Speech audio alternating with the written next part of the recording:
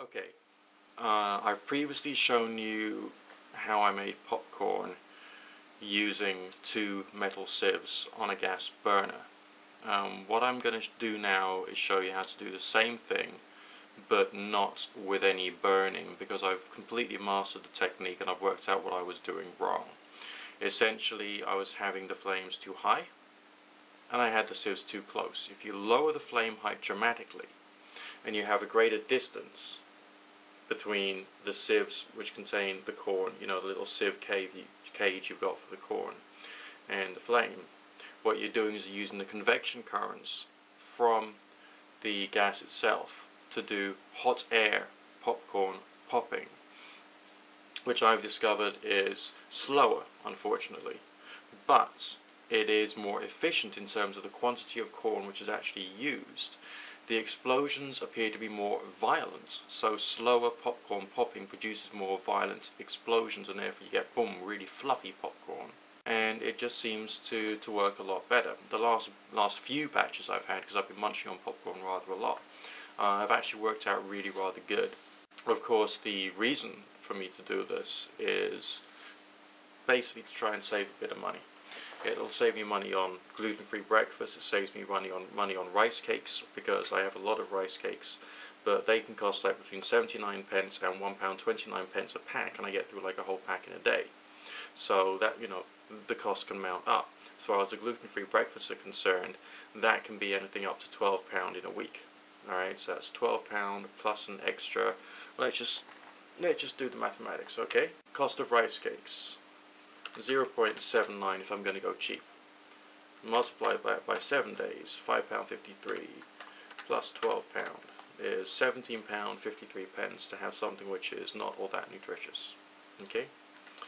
Whereas with popcorn, that would be probably about 3 half-kilogram bags of popcorn would probably do me, £2.55.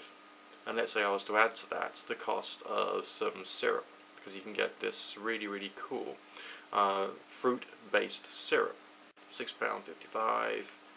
So, you know, it's a saving of over £10. And for those of you out there who are going to be smart addicts and say, Nick, if you want to, you know, save money, give up smoking.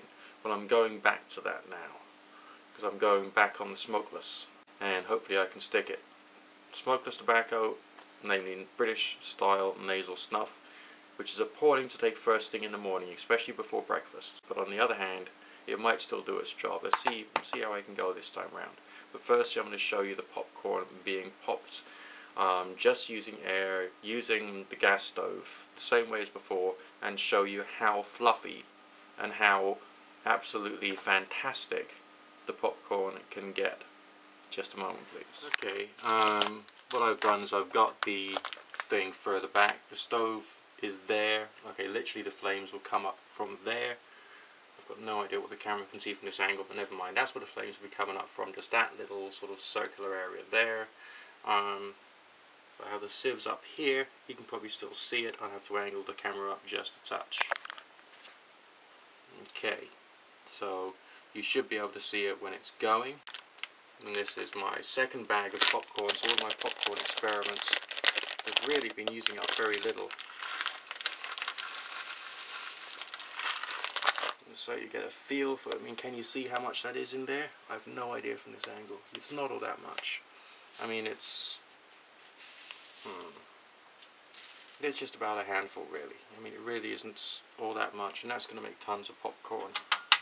The reason for me to learn about this, I mean, obviously, like, I don't want to have to buy a big, expensive popcorn maker, hot air popcorn maker, because they cost money, alright?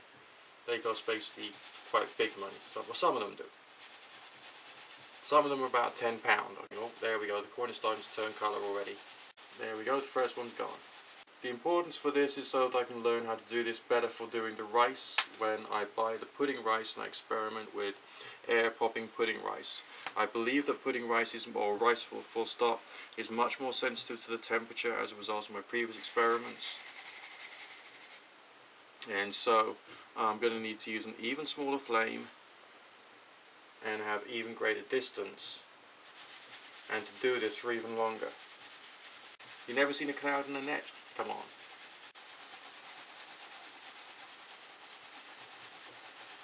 be slightly lower temperatures, it goes everywhere. I hope it doesn't damage the camera.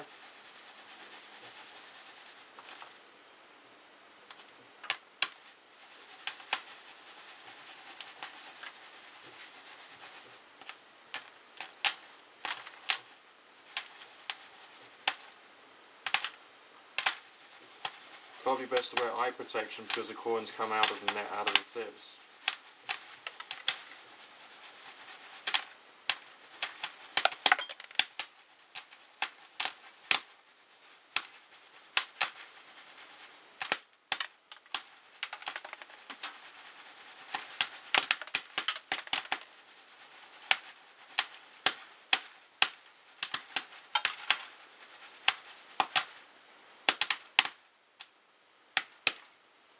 I know, it's like World War II in there, for fuck's sake.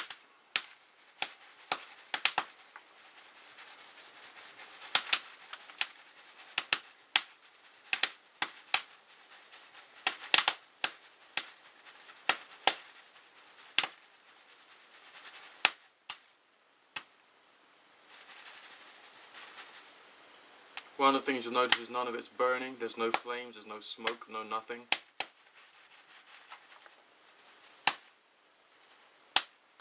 There's only a few kernels left inside which are unpopped. Okay, we lost a couple because they've been jumping out of the sieves. Very few underdone or undone kernels, so this is much more efficient than doing it straight on the flame. Doing it higher altitude, lower flames, that's the way to do it. And that is probably the fluffiest popcorn you've ever seen in your entire life. That's just pure cloud. There you have it. Very, very, very thoroughly popped popcorn. Looking beautiful. Cloud in a sieve. Divine, man. Okay. So, this time round, no contact between the flame and the sieve. Alright, it's not that close. We're at a distance of, I don't know, about between 2 and 3 hand widths between the flame and the sieve itself. Roughly, and I did vary it because I wanted to make sure it was right, and you get a feeling for it after a while. Okay, and it was just like a handful of corn in there, and that's provided me with enough for me to munch on whilst I'm watching TV tonight. So essentially, it's looking good, and as it only takes a couple of minutes, I can do that for my breakfast and have that with like a syrupy thing, and bam, delightful. Speak to you soon. Nick Dutch signing out for now.